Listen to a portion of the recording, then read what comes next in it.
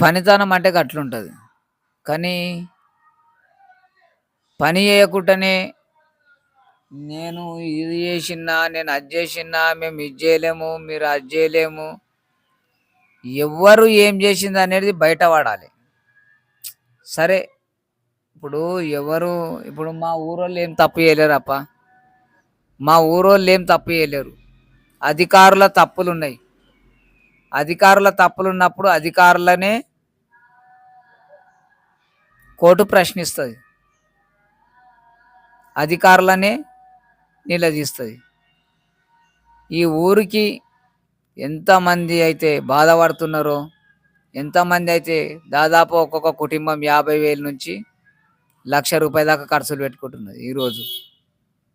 ఒకరొకరు ఉసురు మంచిది కాదు.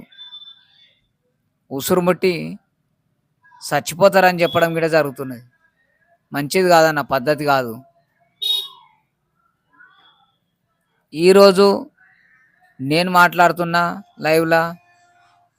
ఈరోజు అని కాదు, నేను డంప్యాడ్ పడ్డ సంది గిట్ట మాట్లాడుతున్నా. ఇట్లా జరుగుతుందని చెప్పేసి ఇప్పటిదాకా గిట్ట మాట్లాడినా, ఇంకా గిట్ట మాట్లాడతా.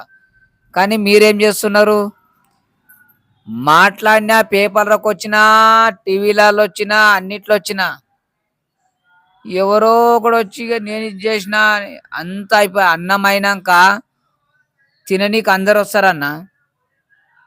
పొద్దుగాల లేచి నుంచి బాసాన్లు తోమి పొయ్యి మంట పెట్టి వంట చేసి కూర వండి బువ్వండి అదంతా వండి పెట్టినోనికి ఆమె లాస్ట్కి వస్తే అన్నం దొరకదు. మీరేమో అంత అన్నమైనాక తిన్నీకి అందరు వస్తారు.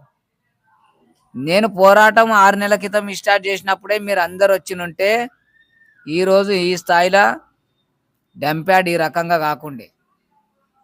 ఈ రకంగా రేకులు ఇరిగి పంట చేనుల చెత్త పడకుండే. ఈ రకంగా మనుషులకు కీళ్ళ నొప్పులు, కాళ్ళ నొప్పులు, జ్వరాలు ఈ పరిస్థితి రాకుండే.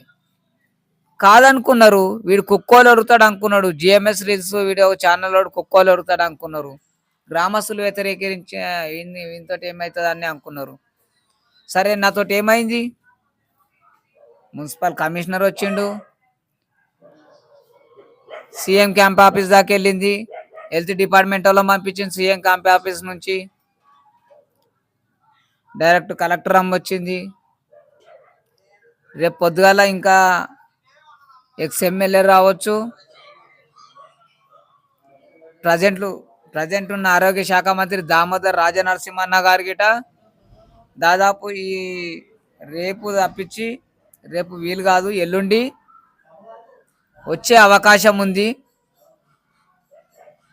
అపార్ట్మెంట్ కోరినాం కానీ చూస్తానని చెప్పిండు. మరి మళ్ళొకసారి ఫోన్ చేయాలి మేము. మొన్న 6 డంపాలు అయితే ఇక్కడికి తీసుకెళ్ళిర్రు సేంద్రియ ఎరువు, కానీ అట్లనే మొత్తం కాల్ చేయాలని మేము కోరుకుంటున్నాము. లేకపోతే చాలా ఇబ్బందులు అవుతాయి. ఊరు ఇబ్బంది పాలవుతుంది. ఊళ్ళో జనాలు ఇబ్బంది పాలవుతారు. అర్థం చేసుకోవాలి ప్రతి ఒక్కరు. ఊరు జనాలు, ఊరు యువత ప్రతి ఒక్కరు అర్థం చేసుకోవాలి. మరొకటి ఏం చెప్తున్నామంటే, ఇంకోటి మనకు అతి దగ్గరలో ఐఐటి 2 కిలోమీటర్ల దూరంలోనే ఉంది ఐఐటి. మనకు ఐఐటిలా 33 ఎకరాల ల్యాండ్ పోయింది కాబట్టి కంపల్సరీ ఐఐటిలా ఇంప్లాయ్మెంట్ కల్పించాలి పసలవాది గ్రామస్తులకు. ఒక 100 మందికి ఇంప్లాయ్మెంట్ కల్పించాలి. ఎందుకు కల్పించారండి? 4 లక్షలకు ఎకరా భూమి తీసుకున్నారు. 4 లక్షలకు ఎకరా భూమి తీసుకున్నప్పుడు 33 ఎకరాల ల్యాండ్ మీరు ఐఐటికి తీసుకున్నప్పుడు, మేము అంత తక్కువ ధరకు భూమి ఇచ్చినప్పుడు మీరు కనీసం మాకు 100 మందికి, ఎంత లక్షల మంది పనిచేస్తున్నారు, 100 మందికి ఇంప్లాయ్మెంట్ కల్పించకపోతే మా పసల్వాది విలేజ్ది భూమి తీసుకొని ఏం లాభం చెప్పండి? గ్రామస్తులు డిగ్రీ, ఎంబీఏ, ఎంసీఏ పెద్ద పెద్ద చదువులు చదివిన వాళ్ళు ఉన్నారు. చదువులు చదివిన వాళ్ళు లేక కాదు, ఒక్కొక్క గ్రామం నుంచేమో వందలాది మందిని తీసుకుంటున్నారు. మరి మా పసల్వాది గ్రామంకి వచ్చేసరికి కాంట్రాక్ట్ బేస్ కింద ఒక 5 మందిని 6 మందిని ఏమో తీసుకోవడానికి జరిగింది. మరి ఇది ఎక్కడ న్యాయం అని గిట మేము గవర్నమెంట్ను ప్రశ్నిస్తున్నాం. రాష్ట్ర ప్రభుత్వాన్ని, కేంద్ర ప్రభుత్వాన్ని. అదే ఐఐటీని తెచ్చిన మరి జగ్గారెడ్డి సార్కు మరి తెలుసా తెలియదా ఈ పసలవాది విషయం అనేది గిట ఇదో ప్రశ్న. ఒకసారి పసలవాదిని గురించి ఎవరు నిర్మలా జగ్గారెడ్డి గారు, కంపల్సరీ జగ్గారెడ్డి గారు, ఎమ్మెల్యే చింతా ప్రభాకర్ గారు, ప్రతి ఒక్కరు పసల్వాది గురించి ఏం చేసిర్రు, ఎవరైనా సరే పసల్వాది అంటే ఏమిటిది, పసల్వాదికి ఏం పని చేసిర్రు పట్టుమని చెప్పుండి. 10 సంవత్సరాలు ఆయన పరిపాలించింది, 10 సంవత్సరాలు జగ్గారెడ్డి పరిపాలించింది. మీరు పరిపాలించారు 20 సంవత్సరాలు. పట్టుమని ఏం పని చేసినాం అనేది చెప్పండి. మీరు ఇక ఎన్ని పనులు చేసిరు పసల్వాదికి, ఏం పనులు చేసిరు, ఎంత బడ్జెట్ వచ్చింది పసల్వాదికి, బడ్జెట్ ఎంత వస్తున్నది, టెక్సుల ద్వారా ఎంత వస్తున్నది, గ్రామ పంచాయతీ బడ్జెట్ ఎంత, మీరు ఇచ్చిన బడ్జెట్ ఎంత, పనులు జరిగినాయి ఎంత, పట్టుమని చెప్పండి. నాకు కాదు, ప్రభుత్వానికి చెప్పండి, కోర్టుకు చెప్పండి, జనాలకు చెప్పండి.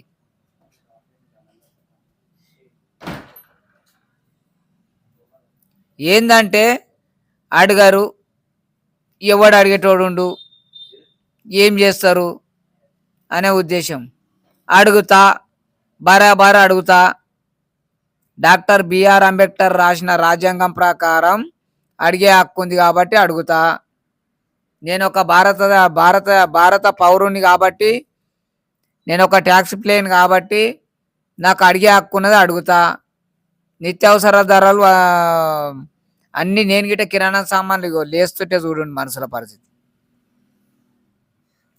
ఈ రకంగా తయారైనాక వ్యవస్థ ఇట్లా బతకాలి, ఎట్లా ఉండాలి, ఇటుకేసుకొని కూర్చున్నాడు లేవర్ శాత కాక. అంటే చిన్న వయసులో ఉన్న గిట ఈ రకంగా వస్తున్నదని చెప్పేసి నేను నా మీడియా ద్వారా నేను తెలియజేసుకుంటున్నా. మళ్ళీ ఇంకోటి ఏంటంటే, ఇప్పుడు వచ్చిన పత్రికల వాళ్ళు ఏదో డప్పు కొట్టుకునుడు, ఇప్పుడు వచ్చిన ఎలక్ట్రానిక్ మీడియా వాళ్ళు ఏదో పసల్వాది, పచ్చని పసల్వాది అనే గ్రామంలో ఇదొకటి రాక్షసి లెక్క డంప్యాడ్ ఒకటి పడ్డదని చెప్పేసి మాట్లాడే వ్యక్తులైతే ఎవరైతే ఉన్నారో, ఇప్పుడు రాలేదన్నా ప్రెస్ మీడియా వాళ్ళన్నా, అది వచ్చి 6 నెలలు అవుతుంది. పని ఉంటే అది ఇప్పుడు రాలేదన్నా, 2 సంవత్సరాలు అవుతుంది వచ్చి. కాకపోతే నేను సంవత్సరం నుండి ఎంబడిపడ్డా. మరి అప్పుడు కనిపించలేదా మీ ప్రెస్ మీడియాకు, పత్రికలకు అప్పుడు కనిపించలేదా డంపాడు? అప్పుడు నేను ఒక్కరినే కొట్లాడాలనా? జై జవాన్ జై కిసాన్, భారత్ మాతాకి జై, జై తెలంగాణ.